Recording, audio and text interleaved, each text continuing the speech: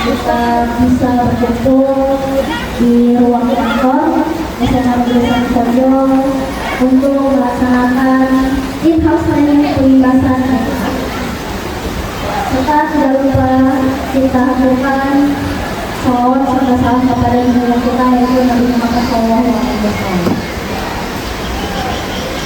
Ya, tidak berlama-lama, kegiatan pada hari ini saya perkenalkan yaitu pelintasan TK dengan 7 jurus TK hebat.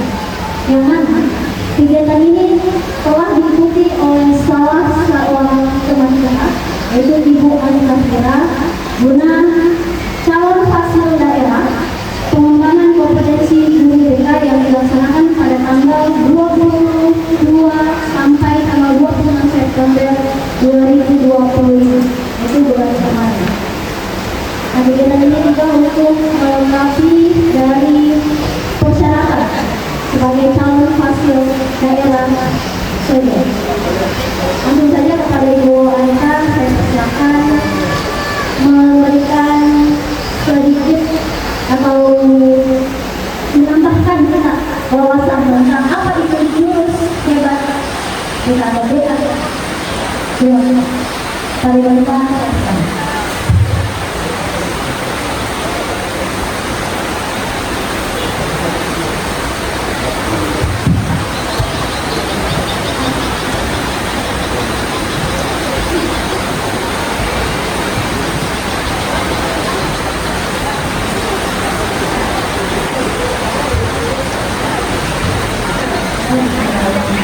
Assalamualaikum warahmatullahi wabarakatuh. Terima kasih atas kesempatan yang diberikan kepada saya. Jadi untuk kemudian saya berdiri di sini, Bapak Ibu mohon maaf sebelumnya saya berdiri di sini tidak bermaksud untuk menggurui Bapak Ibu sekalian. Tapi saya berdiri di sini untuk membahaskan apa yang saya dapatkan dari kegiatan yang saya ikuti, yaitu kegiatan yang dilaksanakan oleh Komunitas PJJ Sulsel. Itu kegiatannya pelatihan calon fasilitator daerah pengembangan kompetensi guru bimbingan konseling tahun 2025 batch 1. Ya, mungkin Bapak Ibu bertanya, kenapa kalau misalnya ini kan kegiatannya guru bimbingan konseling ya, kenapa harus dibebaskan kepada guru-guru yang ada di sekolah?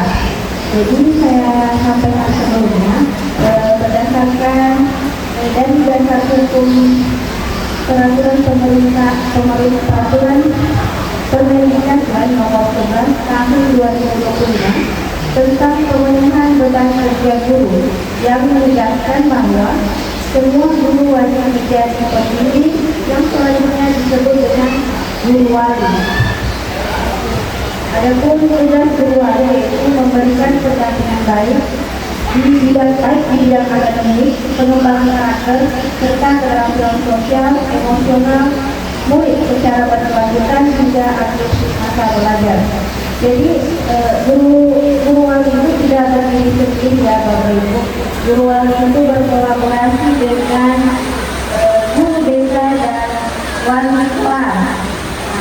Jadi mungkin Bapak Ibu bertanya, kalau misalnya tugas guru wali itu cuma ini, jadi tugas guru desa itu apa? Ya, jadi tugas guru desa ini dibantu Bapak Ibu, dibantu oleh guru wali, sebagaimana yang sudah diketahui guru desa tidak sepadan dengan siswa yang ada di sekolah, di mana satu guru desa itu menampung 150 siswa, sedangkan di sekolah kita ini hampir 500 siswa dan guru BK-nya hanya saya sendiri saja. Jadi dari situ tugas guru wali membantu guru BK dalam melakukan pembimbingan. Jadi Bapak Ibu seperti yang kita ketahui, kita sebagai guru itu tidak hanya mendidik siswa, tetapi juga mendidik siswa kita. Nah, dari itu Pembimbingan kan bisa dilakukan oleh semua guru, tetapi konseling itu hanya bisa dilakukan oleh guru BK. Jadi makanya saya jelaskan kepada Bapak Ibu mengenai jurus bimbingan konseling itu jurus BK hebat. Yang mana nanti yang akan saya jelaskan di sini yaitu ada dua jurus, yaitu yang pertama kenali potensi dan kelola emosi. Baiklah Bapak Ibu, kita masuk ke jurus yang pertama.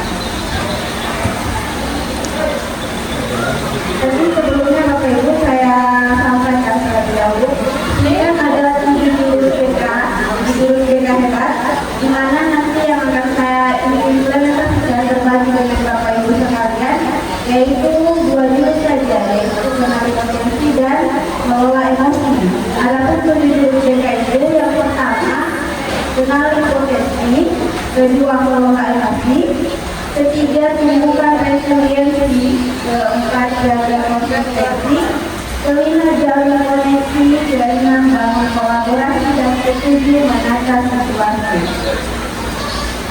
Jadi Bapak Ibu, dari ketiga jurus itu seperti yang kita lihat di depan yang berwarna biru berarti itu termasuk aspek siswa, sedangkan yang berwarna orange itu aspek sistem atau dijelaskan ke guru.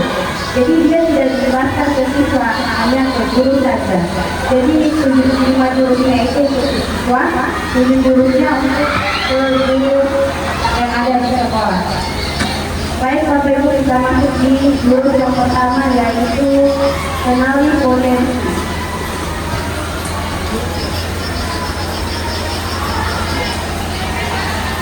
Jadi di sini kenali potensi. Tujuannya itu guru mampu membantu murid mengeksplorasi potensi, minat dan bakat melalui teknik asesmen pendidikan. Jadi alur kegiatan kita pada siang hari ini yaitu dinamakan alur ATA, di mana A-nya itu adalah aktivitas, R-nya adalah refleksi, T-nya konsep, dan A-nya aplikasi. Jadi sebelumnya kita masuk di aktivitas terlebih dahulu Bapak Ibu.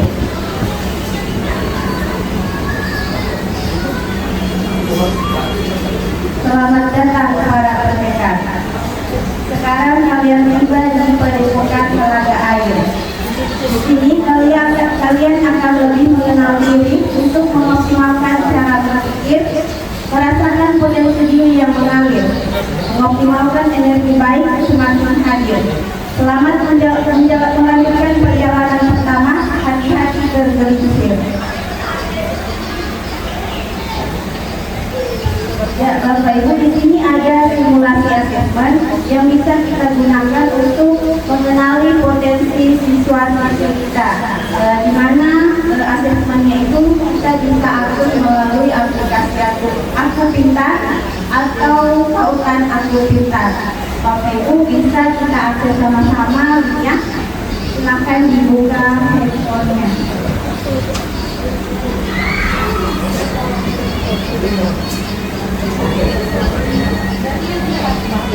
Ini Pak Alfred Pintar.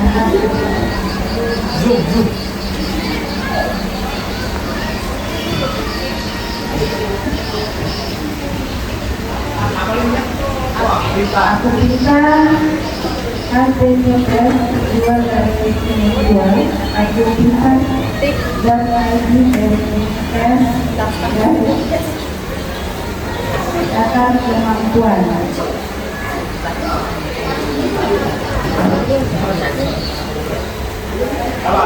Buka dulu.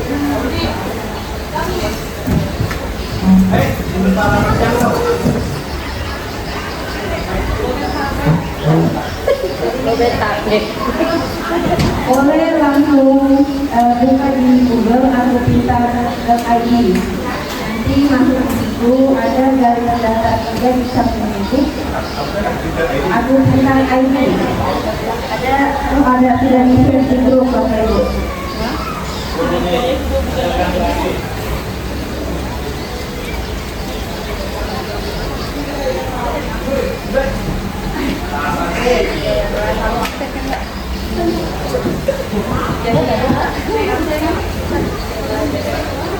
Mana?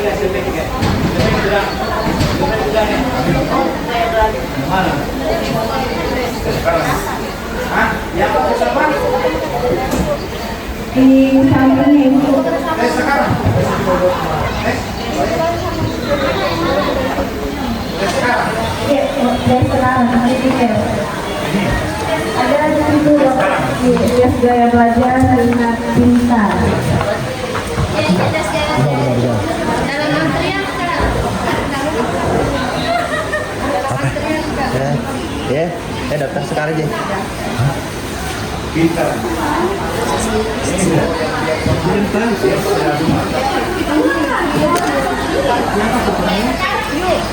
Iya, ibu, mulai sekarang.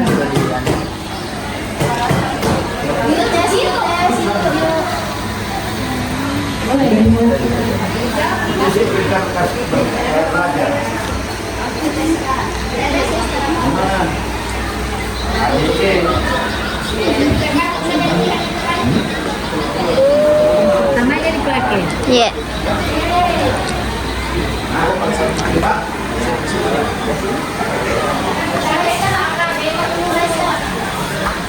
Akhirnya kita belum tidak bisa apa masih disuruh kita tunggu. Jangan disuruh kita tunggu. Ya, sama-sama di pemeriksaan kesehatan tadi ya orang. Baru yang mana di sini? Ada di itu bu, saya sekarang atau ibu saya. Ikuti tes sekarang.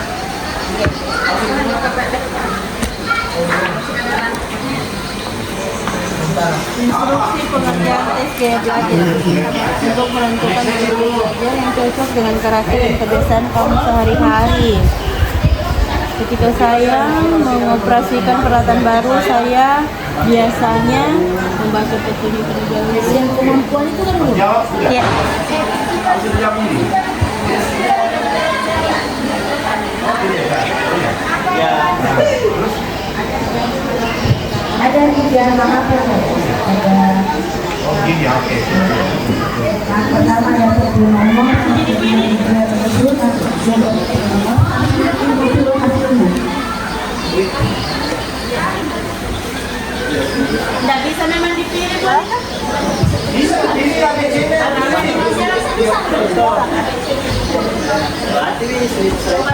Siapa yang pada apaan ada mungkin untuk pada ya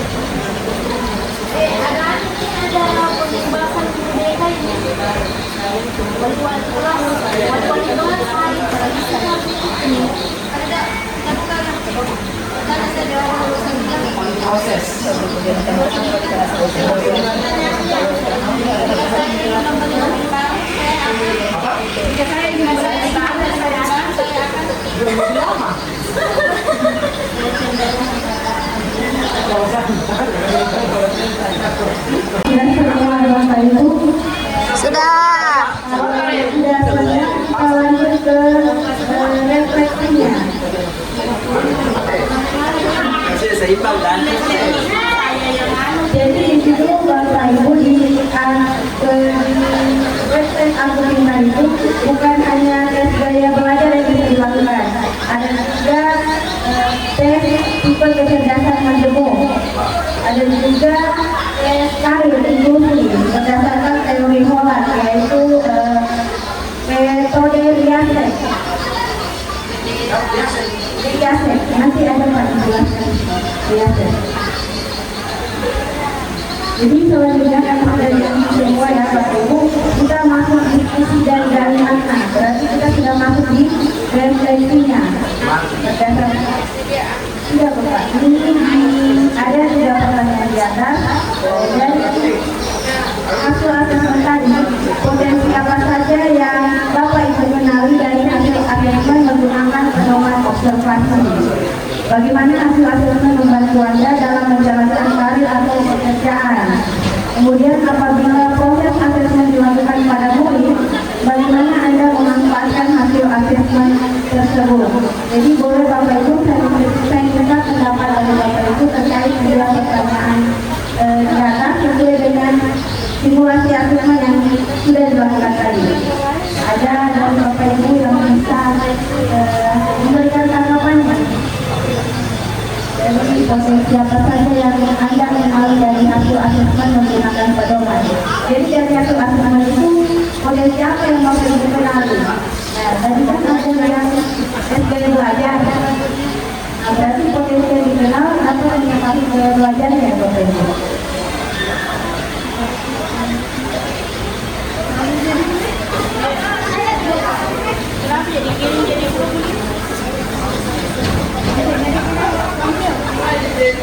Ya harus seperti itu. Saya juga kemarin asesmen di bagian auto saya persen. Ya tergantung dari mana sampai saya belajar mereka.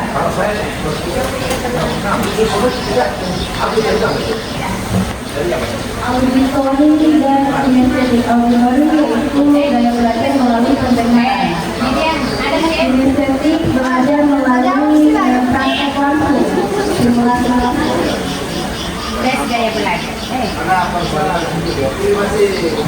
Baiklah Bapak Ibu, kita lanjut.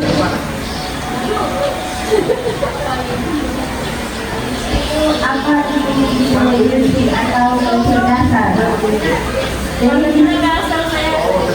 Jadi disebut intelijensi atau kecerdasan jika perilaku yang dilakukan itu berulang, kreativitas dan pemecahan masalah. Di sini ada video.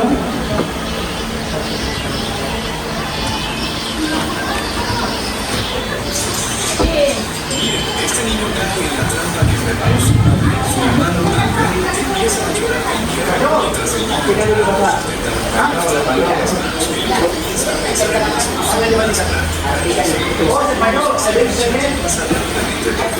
Dari gerakan ini saja Pak Ibu.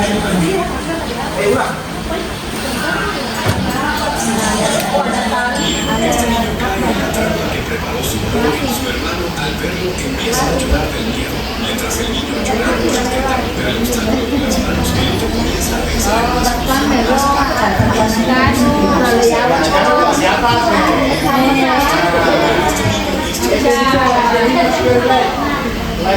Bapak Ibu dari video tadi ada yang bisa menanggapi dan gerakan tersebut.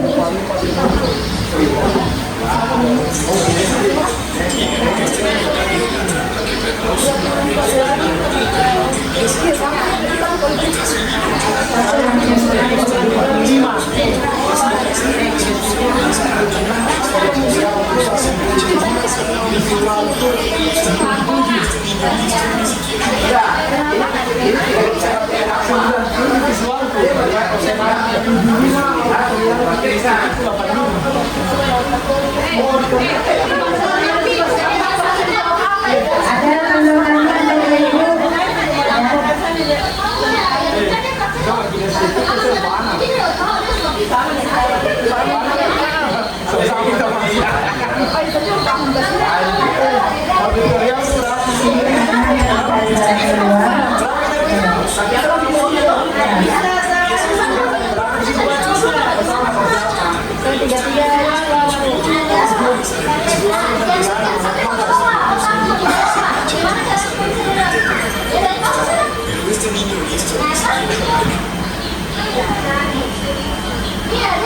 Jadi dari video ini ada dua anak bersaudara ya, kakak dan bersaudara. Dia mau keluar, kemudian di depannya itu ada orang tuanya yang menunjukkan ibunya, ibu anak ini. Kemudian anak ini mau mengambil ibu tersebut, tetapi ada penghalang di jalannya. Itu adalah ban. Satu anak pertama kali yang pertama menabrak, dia tidak langsung meresponnya dengan menangis. Sedangkan anak yang kedua dia meresponnya langsung menangis. Anak pertama tadi tidak merespon langsung menangis, tapi berpikir bagaimana caranya bisa keluar dari jalan tersebut. Makanya dia berpikir dan menemukan kalau lewat di bawah berarti kita bisa keluar. Makanya dia mencoba untuk lewat bawah dan adiknya itu mengikuti kakaknya. Jadi seperti itu Bapak Ibu.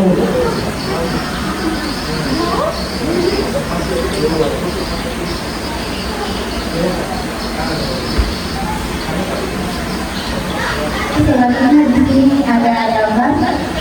Mohon maaf guru bahasa Inggris mungkin bisa memperhatikan.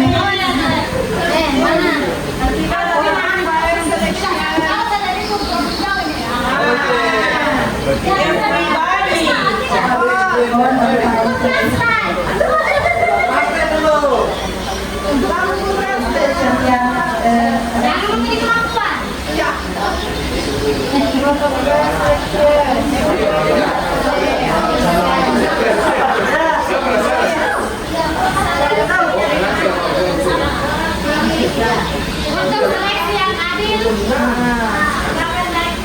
setiap orang harus mengambil beberapa dia silakan dipanjang pohonnya. Ini dia pohon itu. Jadi disuruh mengikuti seleksi yang adil, semua orang harus mengikuti seleksi yang sama. Ya, jadi semuanya panjang pohonnya. Sedangkan di sini Bapak Ibu. Ya, ada burung, ada monyet, ada penguin, ada gajah, ada ikan, ada kudanil, ada anjing. Nah, di situ ada dirinya di depan. Jadi dia minta untuk seleksi yang adil, semuanya panjang pohonnya. Sedangkan yang kita ketahui, di antara semua pohon tersebut hanya monyet yang bisa memanjat pohon. Nah, sedangkan burung misalnya terbang, ikan misalnya berenang.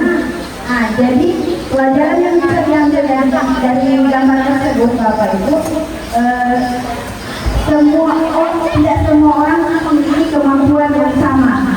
Semua orang memiliki kelebihan dan kekurangan masing-masing.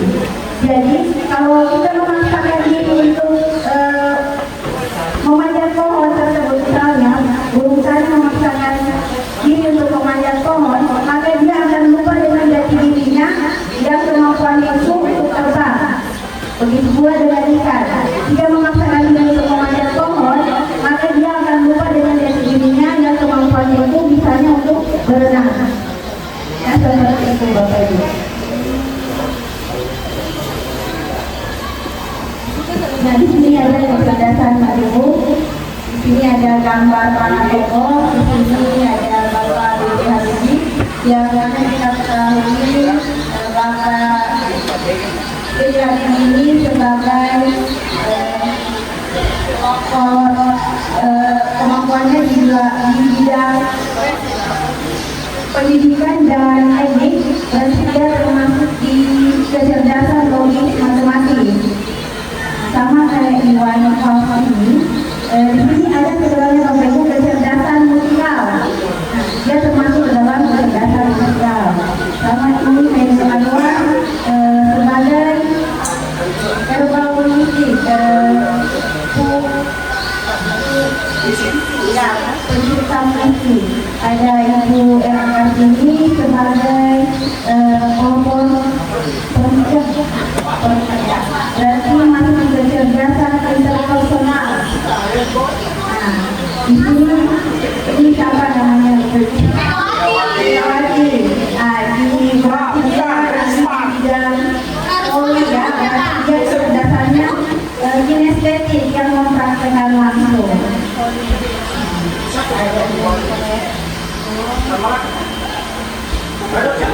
Hah? Siapa itu? Malakatan? Malakatan? Bukan. Ismail. Oh, Ismail. Kalau Malakatan kayak Papa Ismail. Kurang ganteng.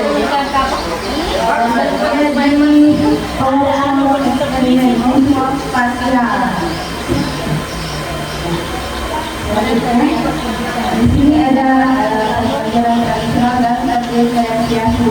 Jadi tujuannya tadi itu kita melakukan pelajaran kedua agar kita bisa memetakan atau mengelompokkan siswa sesuai dengan gaya belajarnya masing-masing. Nah, seperti yang begini, gaya belajar tradisional itu satu cara untuk semua murid. Sedangkan kita diferensiasi banyak cara sesuai minat dan bakatnya. Kemudian fokus pada kurikulum semata untuk tradisional, sedangkan terdiferensiasi kurikulum dan pengembangan murid. Pada tradisional produk belajarnya seragam, sedangkan pada terdiferensiasi produk belajarnya beragam sesuai potensi. Pada pelajaran tradisional muridnya bersifat pasif, sedangkan terdiferensiasi murid aktif dan terlibat secara personal. Ya, ini Bapak Ibu, gaya belajar yang kita tadi. Ada 3 gaya belajar, yaitu gaya belajar visual, gaya belajar auditori, dan gaya belajar kinestetik. Dengan kemarin ini, tidak ada di pelengkap kita. Juga ada salah satu pembelajaran Berarti ada 2 kita saudara. Mata itu tangan, jangan stop. ini tadi ada mengenai masa depan. Tadi teori Holland yaitu metode biasa, di mana R-nya itu adalah realistik, I-nya investigatif, A-nya artistik, S-nya sosial, E-nya efektif, dan K-nya konvensional. Jadi Bapak Ibu, tes ini sudah pernah saya lakukan di kelas 10 kemarin, tapi sekarang sudah naik di kelas 12. Saya lakukan kemarin di kelas 10A, B, dan C. Saya melakukan tes riaset untuk mengetahui karir impulsinya. Nah, kemarin sukanya saya dapatkan dia lebih cenderungnya ke sosial dan realistik.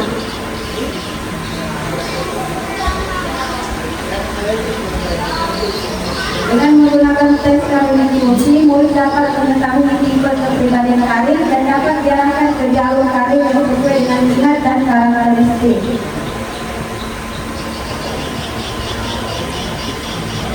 Selamat pendengar, kamu sudah menguasai lulus pertama. Ini adalah kartu pertama dari 7 kartu yang sudah terkumpul. Selamat melanjutkan petualangan. Jadi sudah tamat satu jurus Bapak Ibu. Selanjutnya kita masuk di jurus yang kedua, yaitu kelola emosi.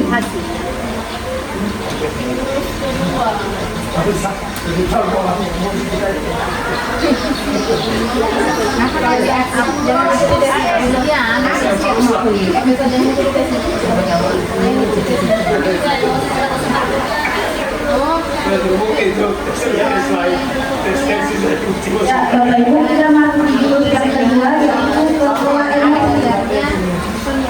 Tujuannya yaitu guru BK dan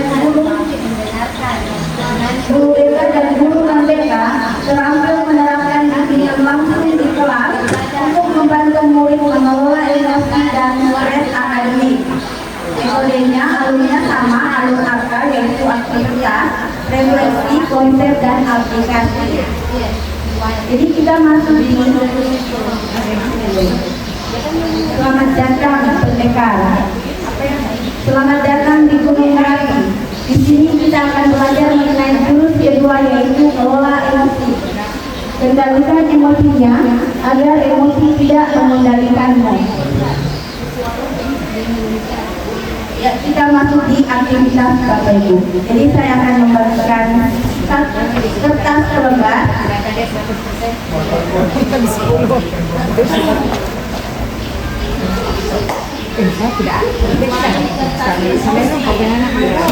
Jadi dibagikan kertas selembar. Nanti saya akan membacakan sebuah cerita. Kemudian Bapak Ibu bisa merespon cerita tersebut melalui kertas. Jadi nanti jika Bapak Ibu merasa senang, kertasnya dapat diusap-usap. Jika merasa kesal, kertasnya dapat diremas-remas. Dan jika merasa marah, kertasnya dapat disobek. Tidak perlu untuk kita pegang saja. Nanti yang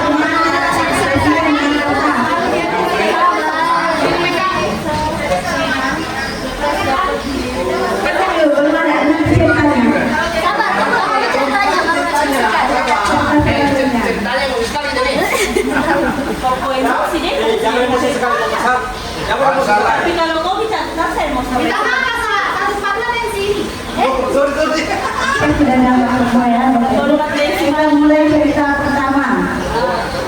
Ya.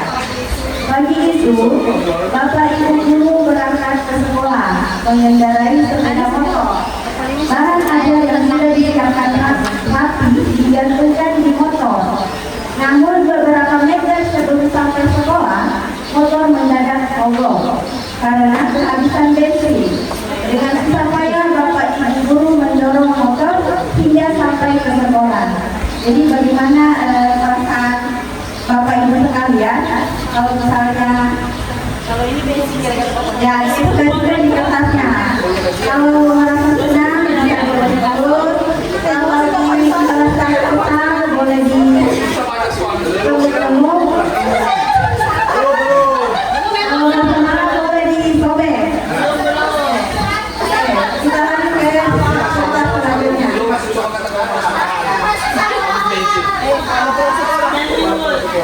Sampailah Bapak Ibu di kelas. Hampir semua murid datang tepat waktu. Namun, belum sempat suasana stabil, Andi masih terlambat.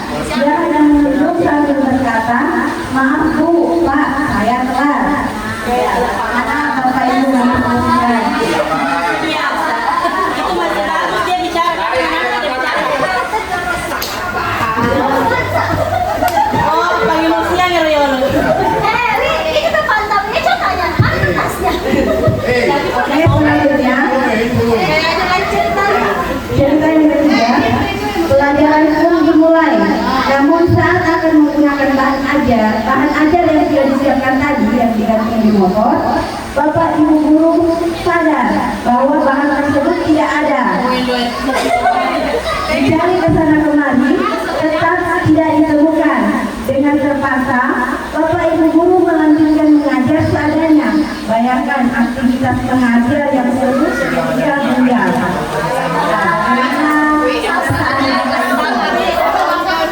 Tapi mengajar dengan bahan ajar itu biasa ada memang. Anggaplah. Emosi lah tuh. Masalahnya sudah disiapkan. Di tengah pelajaran, saat Bapak Ibu mengajar, Andi terlihat tidak memberikan perhatian. Itu gara-gara terlambat tidak memberikan perhatian. Dia menunduk di bangkunya. Saat dia kaki, ternyata Andi sedang terlelap ketiduran.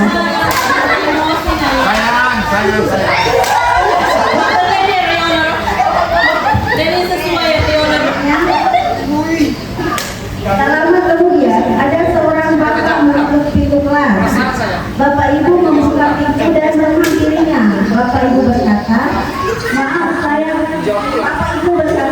maaf saya pamannya Andi. Sebetulnya Andi sudah 3 hari di rumah sakit karena menunggu ayahnya yang sedang sakit.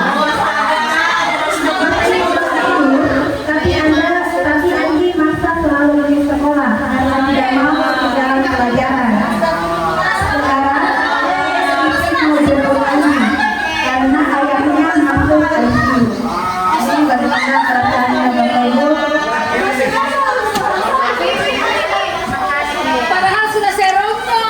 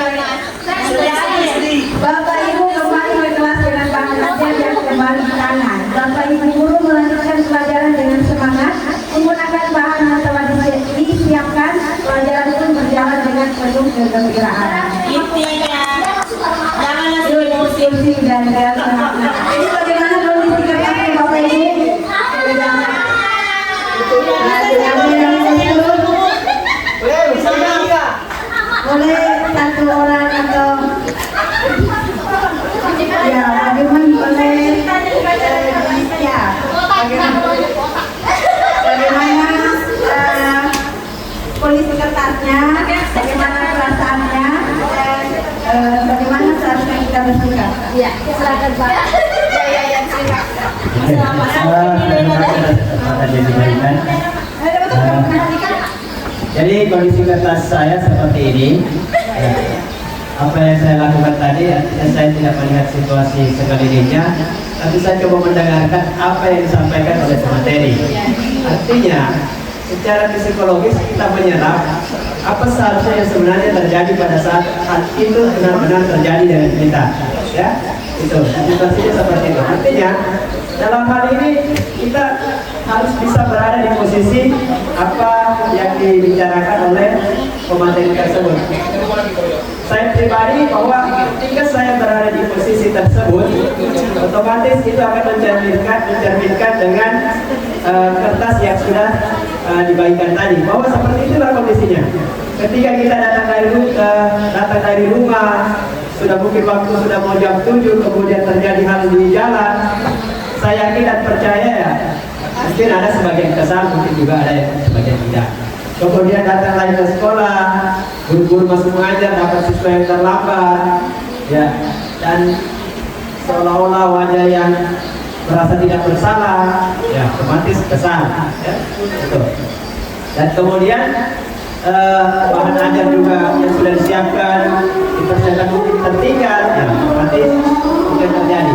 Namun di kertas saya ini saya tidak sempat merobek, ya, dalam arti tidak marah, kesal. Ya, jadi marah dan kesal itu beda.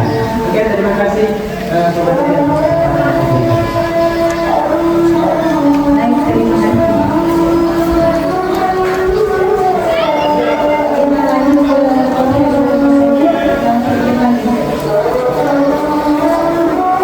jadi di sini ada pembelajaran sosial emosional, ada 5, yaitu self-awareness atau menyadari diri, kemudian self-management, mengelola diri, dan responsible decision making atau mengambil keputusan bertanggung jawab, skill dalam skill berrelasi dan social awareness atau peduli sosial. Jadi ini ada peta emosi. Jadi emosi itu ada ada perasaan happy, excited, tender, wild, angry, dan sad. Kemudian mengenal peta emosi self management. Jadi Bapak Ibu, pada saat kita emosi yang bekerja itu adalah otak kita. Jadi otak kita ini diibaratkan seperti tangan kita ini, seperti jari-jari kita ini, seperti jari-jari kita ini. 4 jari kita ini kita namakan neocortex. 4 jari-jari kita ini kita namakan neocortex. Ibu jari kita ini kita namakan bunglon. Bunglon dan telapak tangan kita ini dinamakan dinosaurus. Nah, jadi pada saat kita emosi,